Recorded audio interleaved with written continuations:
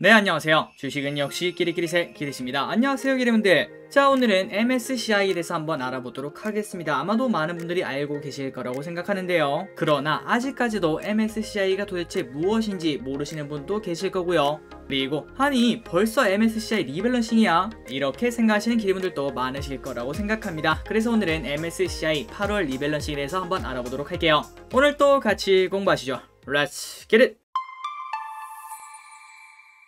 자, 오늘의 내용은 이렇게 5가지로 한번 다뤄보도록 하겠습니다. 첫 번째, MSCI가 뭔데용? 그리고 두 번째, 언제 하는데용? 세 번째, 무슨 주식이 수혜인데용? 그리고 네 번째, 2분기는 어땠는데용? 그리고 마지막으로 결론이 뭔데용? 여기까지 확인해 보도록 하겠습니다. 자, 바로 첫 번째부터 확인하도록 하겠습니다. 그리고 들어가기 앞서 좋아요를 눌러주시면 저 기린색에 진짜로 매우 큰 힘이 된다는 거 매우 감사합니다. 자, MSCI는 미국의 모건 스탠리 아마도 들어보셨으리라 생각합니다. 여기에서 발표하는 세계 주가 지수이며 전 세계 기관 투자자나 펀드 매니저들의 투자 방향을 결정지을 정도의 영향력을 행사하고 있습니다. 그래서 1년에 4번 조정을 하는데요. 2, 5, 8, 11월에 리밸런싱이 있다는 거 이거를 알고 계시면 좋을 것 같아요. 그런데 아직까지도 잘 이해가 안 갈 것 같습니다. 한 번 더 깊은 내용을 보도록 할게요. MSCI 지수, 미국의 모건 스탠리가 이렇게 작성하고 발표하는 세계적인 주가 지수다. 그리고 이 지수는 국제금융펀드의 투자 기준이 되는 대표적인 지수라고 하는데요. 그러니까 뭔지는 잘 모르겠는데 진짜 유명하고 많은 사람들이 따라다니는 지수라고 볼 수 있을 것 같습니다. 그래서 어느 정도가 이 지수를 기준으로 삼는가 그걸 봤더니 미국계 펀드의 95%나 이 지수를 따라다닌다고 합니다. 그만큼 펀드 운용의 주요 기준으로 사용되고 있으며 전 세계를 대상으로 하는 글로벌 지수, 특정 지역에 한정하는 지역 지수 등 국가와 산업 및 펀드 스타일에 따라서 다양한 종류를 100여 개나 가지고 있다고 하네요. 그래서 그거를 돈으로 환산하면 3조 5천억 달러에 달하는 것으로 알려져 있다고 하는데요. 그래서 우리나라의 경우 삼성전자, 포항제철, SK텔레콤 등과 같은 대형 우량 종목이 주로 MSCI에 포함된 한국 종목의 대부분을 차지한다고 합니다. 그러니 이거를 그림으로 간단하게 설명하자면은, 자, 외국인이 우리나라를 좋아합니다. BTS를 아시나요? 그리고 연하킴을 아시나요? 이렇게 말하면서 한국에 투자하려고 하는데 하지만 한국에 대해서 아는 게 하나도 없어요. 그러다 보니까 이런 사람들이 많아지는 겁니다. 한국에 투자하고 싶은데 아니면 다른 신흥국에 투자하고 싶은데 그 나라에 어떤 기업이 있는지 모르니까 포기하는 사람들이 늘어난다고 볼 수 있겠죠. 그런데 이때 MSCI가 딱 나타납니다. 바로 이런 바구니를 들고서요. 이 MSCI는 전 세계적으로 이미 인정을 받고 있으며 그리고 그 나라에 대해서 직접 공부를 한 다음에 이러한 기업들을 우리가 바구니로 담고 있으니까 너희는 거기다 직접 투자할 필요 없이 이 바구니에다가 투자하는 게 바로 한국 지수에다가 투자하는 거랑 마찬가지다 이렇게 말하는 거겠죠. 그래서 수많은 외국인들이 이거라면 믿고 투자할 수 있지 라고 생각하면서 여기에 투자한다 라고 생각하시면 될 것 같습니다. 그래서 이게 MSCI라고 불리고 있고요. 그리고 전 세계 자금의 95%나 따라다닌다고 볼 수 있겠죠. 그런데 이 바구니를 그대로 놔두면 안 되겠죠. 이 안에서 안 좋은 종목도 생길 거고 갑자기 엄청나게 성장하는 기업도 생길 건데 그 바구니가 그대로라면 가면 갈수록 이 지수는 과거에 얽매여 있는 그런 지수라고 볼 수 있을 것 같습니다. 그래서 종목을 1년에 4번 바꾸는데요. 이게 바로 우리가 리밸런싱이라고 합니다. 그리고 워낙 큰 자금이 움직이기 때문에 0.1%만 움직여도 몇천억이 왔다 갔다 하죠. 그래서 이것 때문에 MSCI 바구니에서 A라는 기업이 밖으로 나가고 B라는 기업이 안으로 들어오면은 A라는 기업에서는 최소한 몇백억에서 몇천억이 빠져나가고 그리고 B라는 기업에는 그 나가는 돈만큼 다시 그 돈이 들어온다고 볼 수 있겠죠. 그래서 보통 편출되는 A라는 기업은 주가가 보통 빠지고요. 몇천억이 나가니까요. 그리고 반면 편입이 돼서 들어오는 B 종목 같은 경우에는 몇백억에서 몇천억이 들어오기 때문에 보통 주가 흐름이 조금 더 긍정적으로 움직이는 흐름을 보여줍니다. 그리고 또한 이러한 자금뿐만 아니라 이거를 노리는 자금도 당연히 있겠죠. 아니 뭐야 B라는 기업이 편입이 된다고 그렇다면 B가 오를 거 아니야. 그렇다면 미리 사야겠네. 이런 자금이 들어온다고 볼 수 있을 것 같습니다.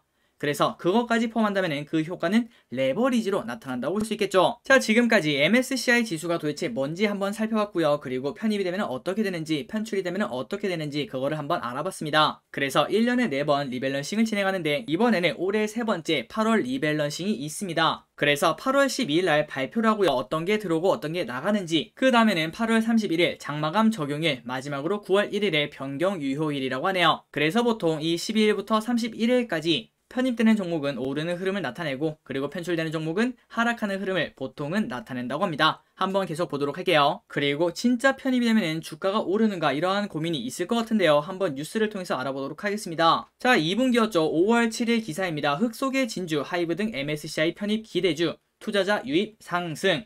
그리고 이 기사의 내용을 보시면은 MSCI 정기 변경의 편입 종목의 경우 대부분 편입 전후로 의미 있는 주가 상승을 기록한 것으로 알려졌다. 한국투자연구원은 과거 정기 변경 시 편입 가능성이 높게 점쳐지는 종목들은 발표일 10에서 15거래일 전부터 수급이 유입되며 평균 4.8%나 상승을 했다고 합니다. 그러니 여기에 대한 기대감이 당연히 있다고 볼 수 있겠죠. 그래서 이렇게 정리를 할 수 있습니다. 1년에 4번 진행되는 MSCI 리밸런싱, 이거는 효과가 좋은 투자법으로 보통 불립니다.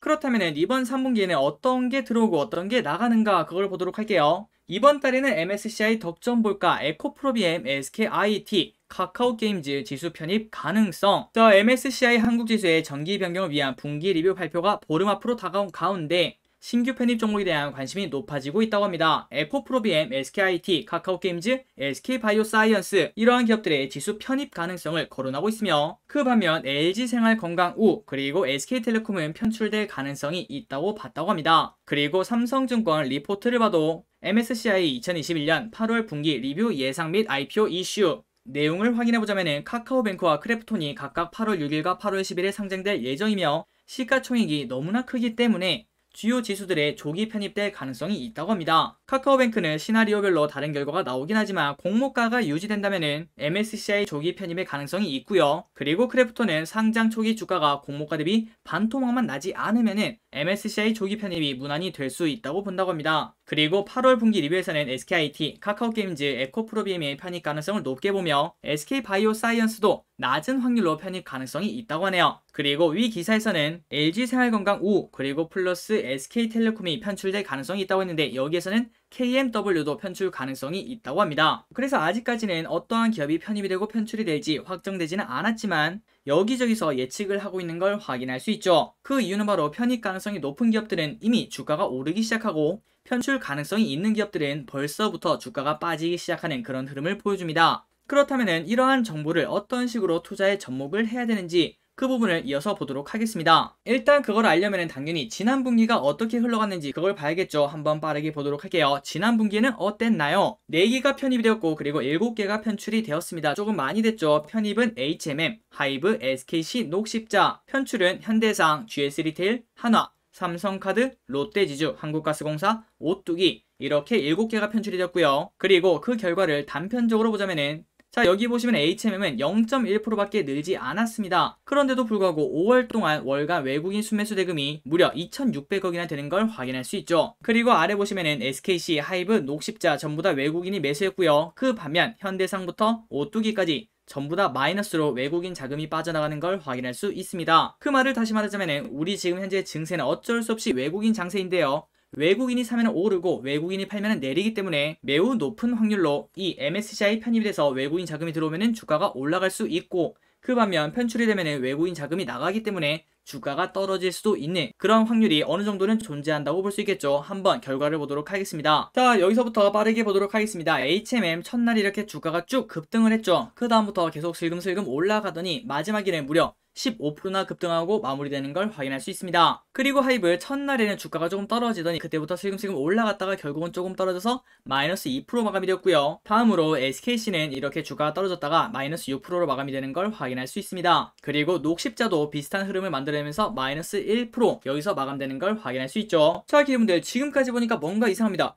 야, 이거 오르는 게 더 확률이 높은 거 아닌가, 그렇게 생각을 했는데 4개 중에 3개는 떨어지고 1개는 급등을 한 걸 확인할 수 있죠. 그래서 이때까지 통계 결과를 보자면은 MSCI에 편입되는 그런 기업들은 5.3% 상승하는 통계가 있다고 하는데, 하지만 이번에는 기대에 못 미치는 걸 확인할 수 있습니다. 그러나 4개 종목을 똑같은 금액으로 시초가에 사고 마지막 날에 매도했다면은 1.2% 수익을 냈다는 걸 확인할 수 있네요. 하지만 이거는 HMM의 하드캐리가 빛났다고 볼 수 있겠죠. 그리고 SKC는 매수하고 난 뒤에 온통 하락만 했으며 그나마 녹십자 하이브는 매도기에는 존재는 했다고 합니다. 플러스 3% 정도 수익을 줬던 타이밍이 존재하고 있었다고 하네요. 그런데 이거는 결과론적 이야기겠죠. 어쨌든 지난 분기는 편입 결과는 보통이라는 걸 확인할 수 있습니다. 자, 그런데 갑자기 궁금했습니다. 그 다음에는 어떻게 되었을까? 2달 정도가 지났죠. 한번 보도록 할게요. 자, SKC 같은 경우에는 이때 편입이 되면서 주가가 오히려 빠지고 난 다음부터 그때부터 주가가 쭉쭉 올라와서 이만큼 오른 걸 확인할 수 있고요. 그 다음에 하이브도 마찬가지죠.